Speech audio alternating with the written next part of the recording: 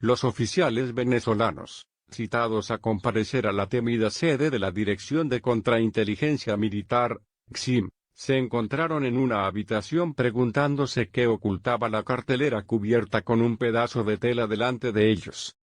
La agencia mantiene bajo arresto entre 200 y 300 oficiales, muchos de ellos torturados, acusados de conspirar para derrocar el régimen socialista encabezado por Nicolás Maduro. Estar allí ya era bastante malo. Son múltiples los informes denunciando las condiciones infrahumanas a las que son sometidos sus prisioneros. Infierno, es el término usado a menudo para describir sus centros de reclusión. Pero lo que vieron cuando retiraron la tela les enfrió la sangre, dijo el exalcalde de Caracas, Antonio Ledesma, aliado clave del presidente interino Juan Guaidó, cuya legitimidad es reconocida por Estados Unidos y otras 50 naciones. En la cartelera había fotos de sus esposas, sus padres, sus hijos y sus nietos, dijo Ledesma, quien recibió información de primera mano sobre el encuentro. Mientras veían las imágenes de sus seres queridos, funcionarios del DICM pronunciaron la advertencia: sabemos lo que han estado haciendo, se los vamos a desaparecer si siguen hablando con Guaidó, relataron fuentes familiarizadas con el encuentro. El incidente es solo una de las muchas anécdotas que ilustran cómo el régimen de Maduro, bajo el tutelaje de la Dirección de Inteligencia cubana, según militares venezolanos y el propio gobierno de Estados Unidos, se las arregla para mantener un control estricto de sus militares. Amenazas creíbles de que ellos o sus seres queridos pueden ser arrestados, y torturados o incluso asesinados si se desvían del rumbo se encuentran entre las medidas extremas que el régimen utiliza para preservar la lealtad dentro de sus filas. Pero el otro gran elemento de la fórmula que garantiza la lealtad en los estratos más altos del estamento militar son las promesas de acumular gigantescas fortunas. Los oficiales cercanos al poder obtienen trozos del inmenso pastel de riquezas derivado de la corrupción y de las operaciones criminales que incluyen el narcotráfico, según funcionarios estadounidenses. Estos métodos, que han sido muy efectivos en Cuba por más de 6 décadas, están complicando los esfuerzos por salir de Maduro. Pero la gran pregunta en el caso venezolano es la siguiente: ¿son los militares leales realmente a Maduro o simplemente están velando por sus vidas y por sus intereses?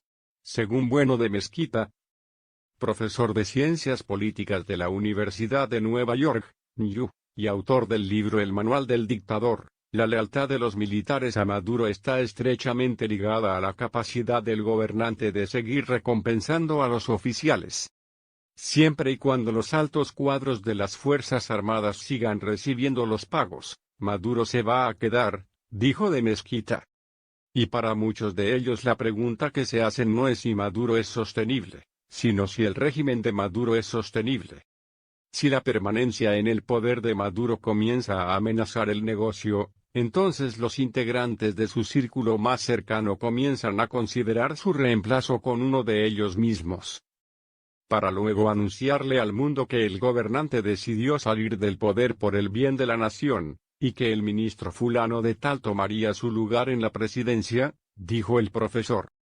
De manera que el tema central es ver si el dinero puede seguir fluyendo de una manera confiable a los generales, a los servidores públicos y a los jueces. Si la respuesta es sí, entonces los líderes pueden optar por seguir con Maduro o escoger a alguien más del círculo íntimo de Maduro, agregó. Si la respuesta es no, porque la comunidad internacional no va a estar satisfecha con solo sustituir a Maduro con alguien más del círculo cercano, entonces la gente va a comenzar a desertar y Guaidó puede entonces llegar al poder. La administración del presidente Donald Trump entiende bien que golpear la capacidad que tiene Maduro de pagar a su círculo íntimo es esencial para su supervivencia, dijeron expertos. Devastadoras sanciones dirigidas a bloquear el acceso a miles de millones de dólares en ingresos petroleros, porciones significativas de los cuales han ido a parar a las cuentas bancarias de altos funcionarios, ahora corren el riesgo de quedar congeladas debido a las sanciones. Pero miles de millones de dólares adicionales continúan fluyendo hacia los bolsillos del régimen, y aquellos al timón de las Fuerzas Armadas, a través de operaciones criminales como el narcotráfico, y el contrabando de oro y el contrabando de gasolina, dijeron expertos. El alto mando militar de Venezuela se ha beneficiado de un complejo sistema de patronaje, que incluyen esquemas de corrupción vinculados a la importación de alimentos y productos básicos. Y en caso de un pequeño y selecto grupo, de operaciones del narcotráfico y de contrabando de oro y gasolina, dijo desde Londres Diego Moya Ocampos, analista político de América Latina para la firma Ismarkit. Los integrantes de ese grupo selecto, temiendo que serían llevados a la justicia si hay un cambio de régimen, van a bloquear cualquier intento que pueda venir dentro de las Fuerzas Armadas para respaldar a Guaidó, dijo Moya Ocampos. Una serie de casos abiertos recientemente contra funcionarios del régimen ilustran el grado de corrupción prevalente en Venezuela. Maduro, su esposa Cilia Flores, y los hijos de Flores están en el centro de un caso de lavado de dinero por $1.200 millones llevado por una corte federal de Miami. Entretanto, 2 sobrinos de Flores fueron sentenciados a 18 años de prisión en el 2017 tras ser declarado culpable de cargos por narcotráfico. Adicionalmente, varios militares claves del régimen enfrentan cargos de narcotráfico, incluyendo al ministro de Relaciones Interiores, Néstor Reverol, el ex subdirector de la Agencia Antidrogas, Edilberto Molina, y el ex jefe del CSIM, Hugo Carvajal, quien fue arrestado recientemente en España para pedido de Estados Unidos pese a haberse distanciado meses atrás de Maduro. Las autoridades estadounidenses también tienen en la mira al número 2 y número 3 del régimen, el presidente de la Asamblea Nacional Constituyente, Diosdado Cabello, y el vicepresidente de Minas e Industrias, Tarek El Aissami. El Aissami también fue investigado por los propios servicios de inteligencia de su país por sus vínculos con el crimen organizado. Ambos han sido sancionados por el Departamento del Tesoro, bajo acusaciones de narcotráfico. Según funcionarios estadounidenses, integrantes de la alta cúpula del régimen, incluyendo el Aissami y Cabello, encabezan el Cartel de los Soles, organización criminal que controla las operaciones del narcotráfico en el país. Guaidó ha prometido, y la Casa Blanca ha asomado la posibilidad, que los altos integrantes del régimen sean recompensados con amnistía e incluso de formar parte en un nuevo gobierno de ayudar a los venezolanos a recuperar la democracia. Pero hasta ahora, ninguno de los integrantes del alto mando han dado el paso de abandonar a Maduro, incluso luego de promesas de hacerlo brindadas durante negociaciones para el ministro de Defensa Vladimir Padrino López, y el presidente de la chavista Corte Suprema de Justicia.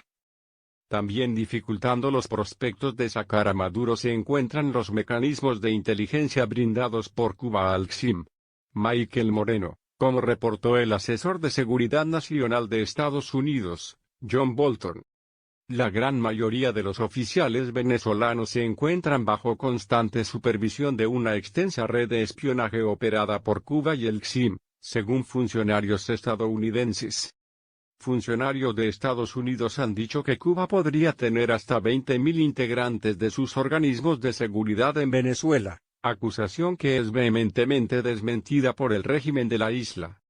El coronel Osvaldo García Palomo, que fue arrestado y torturado previamente este año por el CSIM bajo acusaciones de conspirar contra Maduro, dijo a El Nuevo Herald el año pasado que el ambiente de miedo creado por los cubanos prevalece dentro de las instalaciones militares del país.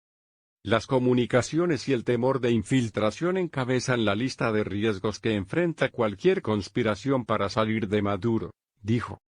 El temor es infundado por los riesgos personales de arresto y de tortura, práctica que ha ido en aumento según ONG como Human Rights Watch en la medida en que ha crecido la impopularidad de Maduro. Pero también por la posibilidad de que sus familiares inmediatos también sean arrestados y torturados. En algunos casos, los métodos empleados pueden llegar a ser tan brutales como los empleados por un cartel de las drogas, dijo el teniente de la Fuerza Aérea Venezolana, Nelson Rincón, quien trabajó con el CSIM antes de desertar e inmigrar a Estados Unidos en el 2013. Los oficiales no saben en quién pueden confiar, o a quien pueden seguir, o incluso con quien pueden hablar porque cualquier comentario les puede llevar a la cárcel, dijo Rincón. Cualquiera que se encuentre bajo sospecha de estar conspirando puede simplemente desaparecer. Cualquier oficial que esté en contacto con la oposición puede ser arrestado. Los oficiales viven bajo constantes y diferentes amenazas hechas contra ellos, contra sus familias o contra cualquier posesión que pudieran tener. El arresto es solo una de las diferentes amenazas reales que enfrentan, dijo. Bandas paramilitares armadas, conocidas en Venezuela como colectivos, están bajo el mando de específicos integrantes del régimen, y algunos de ellos son usados por el XIM como escuadrones de la muerte, dijo Rincón. Estos se desempeñan como equipos de sicarios bajo órdenes del XIM y ejecutan asesinatos políticos selectivos, que luego son reportados como víctimas del AMPA que murieron durante un robo, lo cuales son sucesos comunes en un país que padece una de las tasas de homicidios más altas del mundo. Pero el personal militar suele entender con facilidad lo que realmente ocurrió, captando el verdadero mensaje detrás de las muertes, dijo Rincón. A través de estos grupos, ellos esparcen el miedo a los otros oficiales, dijo Rincón, quien salió del país después que despertara las sospechas dentro del XIM. Dijo que él tiene conocimiento personal de 3 oficiales asesinados por colectivos, un mayor y 3 tenientes. Uno de los tenientes era un amigo personal de él, Emedardo Núñez, quien se separó de las Fuerzas Armadas, y estaba involucrado en el proceso de emigrar a Estados Unidos. Le estaban esperando, dijo Rincón. Regresó a Venezuela en diciembre del 2015 una última vez para pasar la Navidad con su familia. Uno de estos grupos lo mató frente a su casa, solo por su posición política.